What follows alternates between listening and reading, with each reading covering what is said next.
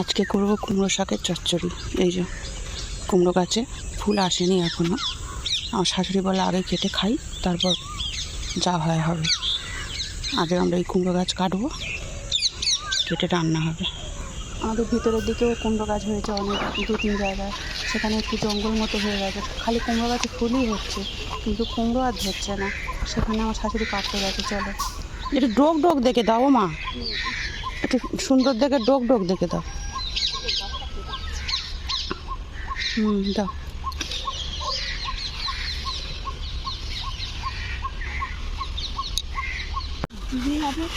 সেটা আমি কি করে জানবো? আমি ভাবলাম ওদিকের গাছটা কাটবে, এদিকেও যে কুমড়ো গাছটা আছে আমি সেটা ভুলে গেছি।